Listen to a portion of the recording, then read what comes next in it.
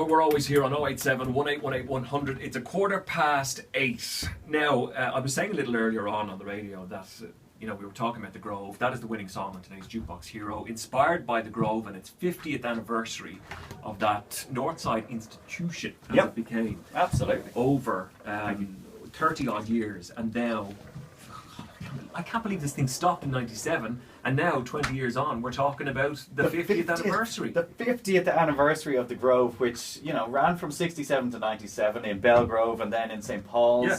And 22 odd years. An absolute institution. I don't think anyone who grew up on the north side wasn't influenced or didn't speak to somebody or talk about or go to the Grove. Now here's the thing, there was one man behind the record decks the whole time that the Grove was happening, and his name is Cecil Nolan, or just Cecil, and he's here with us right now on Radio Nova's Morning Glory. Good morning and welcome. How are you? I'm very well, and thank you for having me in here. You are very welcome, because all I remember, I was only saying a little earlier that I never remember you talking at the Grove, and people corrected me on text going that you would talk all the time, but you were telling me that you did talk. Oh, absolutely. So that was part of the whole thing, the slagging, and I mean, I don't remember that. Marty's mind was elsewhere. No, I used to. I'd say this is a request for all the Wallies in St. Paul's. And there'd be a big cheer, and then the girls from Manor House would say, "Why don't you mention us?" And then I'd say, "Well, this is for all the nice girls in Manor House." So you didn't hear all that. Come on. No, she was just looking at the girls in Manor House. Yeah. Listen, just what I know, you've no headphones on, but while you're talking, I'm going to play some of the songs that would have been big in my years at the Grove. So at the moment, B-52's Rock Lobster is just playing away underneath us. I've got some Rainbow lined up and Water Boys and stuff like that.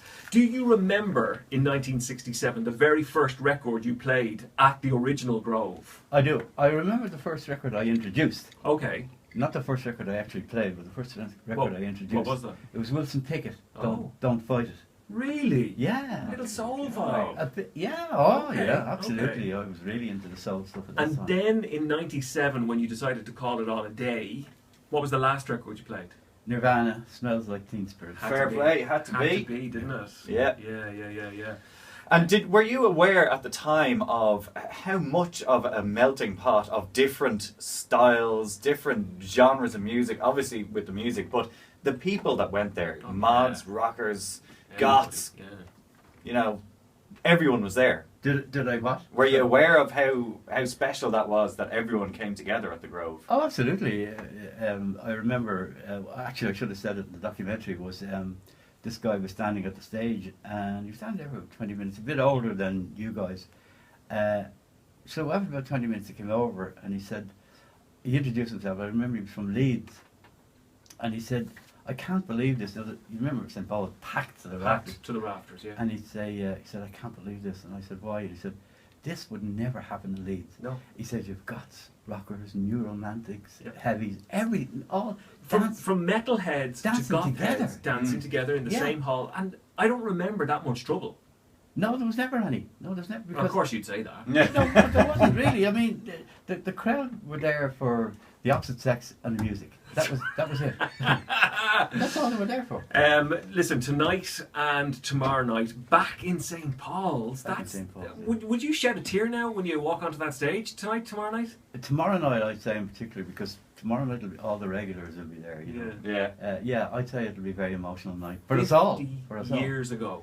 You started this, man. Yes. And 50 years later, we're still talking about it. People are going, "Oh God, I never got to that. I really wished I had." And I am privileged to have been one of those ones who did get through those doors, through the bouncers with the fake ID. And you know what? You say you're privileged because the amount of people that ask me, because I was from the area, I went to Mount Temple, and the amount of people that say to me, "Did you go to the Grove?"